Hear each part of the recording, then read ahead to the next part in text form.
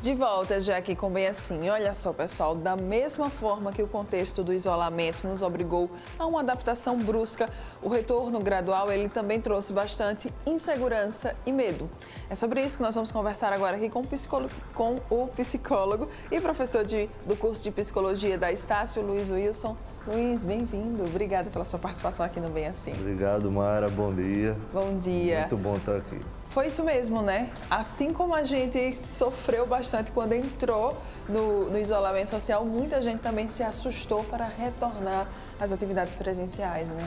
Sim, até pelo tempo que a gente passou, Mara, dentro de um mecanismo específico, dentro de uma rotina específica, de um isolamento maior, né, que exigiu muito de nós. Quando a gente volta para essa nova realidade, inevitavelmente o organismo ele estranha e sente essa nova readaptação, digamos assim, né? Eu tenho aqui um dado, olha só, em 2002 e 2003, durante a epidemia da síndrome aguda respiratória grave, a China, que foi o país mais atingido pela doença lá na época, registrou um aumento de 30% dos casos de depressão, ansiedade e estresse pós-traumático. Essa não é uma epidemia, não é uma pandemia e os números daqui do Brasil também são bastante assustadores quando a gente fala de infectados, enfim, mortes também. Pode acontecer isso aqui também, aqui no nosso país? Com certeza, Mara. Isso é uma coisa que a gente já vem prevendo, né? Existe uma projeção em cima dos quantitativos, né, que nós temos hoje em relação ao Covid-19, até baseado em outras epidemias que nós tivemos, né, como por exemplo o Ebola. Então, lá atrás, a gente teve uma incidência gigantesca de respostas vinculadas a transtornos de ansiedade, a transtorno de estresse pós-traumático e assim por diante, a depressão também. Então, com base nesse quantitativo, né, no volume do quantitativo, a gente conseguiu criar uma projeção e a gente já consegue testemunhar alguma incidência em relação a isso. Quem já possui alguma dessas doenças também pode ter piora? Sim, Mara, o grande problema dos transtornos psiquiátricos, né, dos transtornos mentais, como as pessoas gostam de colocar, é porque existe uma progressão, né? Sim. Então, as pessoas que já administravam uma resposta um pouco mal adaptativa, né, dentro da sua rotina de vida, de maneira geral, com uma situação como essa, que o organismo ele acaba sentindo esses efeitos, já em termos de ameaça de vida, em relação à perda de parentes próximos, de amigos. Então, o organismo ele acaba entrando num sistema de autovigilância maior e isso acaba comprometendo outras respostas que funcionam de maneira mais adaptativa. E, Luiz, é normal ter medo ou não? É anormal? Acho que todo mundo está querendo saber isso. Verdade, Mara. Então, o medo e a ansiedade são respostas naturais, Mara.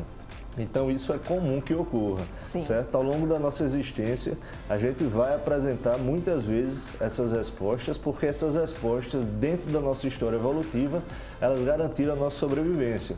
Então, a gente tem essa marca biológica enquanto espécie animal humana. Então, a resposta é previsível, né? Mas tem como saber se é um medo que é saudável ou se é um medo que, olha, cuidado aí com esse medo, pode estar escondendo outras coisas? Sim, então, o medo, ele costuma ser uma resposta que passa, né? A gente entra num pico maior e esse medo ele vai embora, porque o medo ele é uma resposta que está vinculada a uma situação que está ocorrendo naquele momento, Sim. certo? Então, a tendência é que ele vá embora. Já a ansiedade é uma resposta mais tardia, uma resposta mais demorada, que causa um maltrato maior em relação ao organismo, por conta da produção hormonal. Então, o organismo ele sente um peso maior quando ele não consegue administrar melhor essa ansiedade. Então, a gente precisa estar atento a essas sinalizações, porque são respostas Sim. muito parecidas, tanto a resposta de medo como a ansiedade. Não é? Taquicardia, sudorese aumentada, não é? Dor torácica, dores musculares, contrações musculares é muito comum. Enfim, então a gente precisa estar vigiando se essas respostas elas permanecem, elas ocorrem numa frequência maior e numa intensidade maior, para poder entender, poxa, será que esses padrões eles são de fato disfuncionais ou são padrões diante de uma situação específica, certo? Então a gente precisa estar atento de fato para tentar entender, né, a diferença de um padrão patológico e um padrão normal. E aí, diante desse nível de entendimento, eu sempre gosto de falar isso aqui, é importantíssimo buscar ajuda de um profissional, né? Eu acho que a pandemia também trouxe isso, viu, Luiz, para a gente, né? Nos mostrou a nossa fragilidade, a nossa vulnerabilidade quando a gente fala de saúde mental e muita gente se atentou que é preciso sim cuidar dessa área da nossa vida, do nosso corpo também, né? Sem dúvida, Mara. A gente precisa realmente, né, dedicar um tempo a esse cuidado, né, principalmente num cenário como esse. Então, é muito importante que as pessoas procurem os serviços de psicologia, serviços de psiquiatria, né, porque esse é o pontapé desse tipo de cuidado. Depois, evidentemente, a gente vai conjugando isso com outras disciplinas científicas, como é o caso da educação física, enfim, da nutrição. Mas, no primeiro momento, é interessante que se busque esses cuidados, né?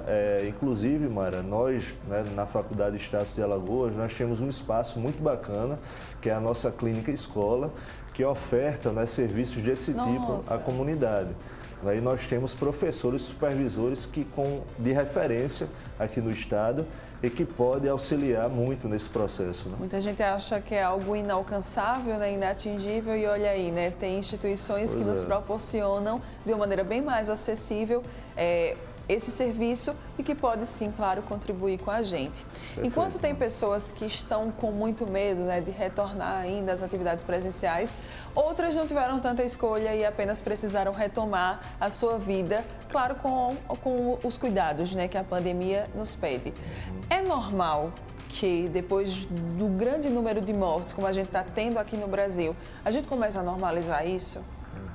Então, Mara, esse período, né, pós-pandemia, que na verdade a gente ainda não alcançou totalmente, vai exigir realmente uma dinâmica diferente, né, das nossas respostas para o mundo. A gente vai precisar se readaptar a um novo cenário. Então, essa é uma situação realmente previsível, né? A gente lida com um cenário que na realidade a gente não tem tanta precisão e isso gera um desgaste maior, certo? Então a gente precisa realmente, a partir de agora, se organizar melhor para poder enfrentar esse novo cenário de maneira mais organizada.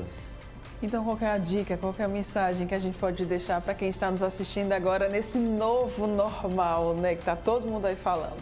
Então, Mara, a dica principal é que as pessoas comecem a se observar um pouco mais, observe os seus parentes, os seus amigos, para visualizar alguns sinalizadores incomuns, pelo menos com uma frequência que está aumentada, com a intensidade que se está aumentada, para que realmente essas pessoas elas sejam encaminhadas a serviços de saúde mental, seja numa perspectiva gratuita, né, como se tem as ofertas, né, até exemplo disso a Clínica Escola da Estácio, como também serviços privados, né, serviços, né, dentro de instituições específicas. Então essa é a grande dica, né, que as pessoas possam se observar e encaminhar serviços de psicologia para os cuidados devidos, né? É isso, viu, gente? Vamos nos olhar, nos observar, cuidar da gente, procurar também, né, tratamento para as nossas melhorias. Vamos falar então os contatos da Estácio, para caso alguém aí tenha se interessado, gostou da novidade, né? Da novidade para a gente, né? Para vocês já é um trabalho que vem sendo desenvolvido há um tempo.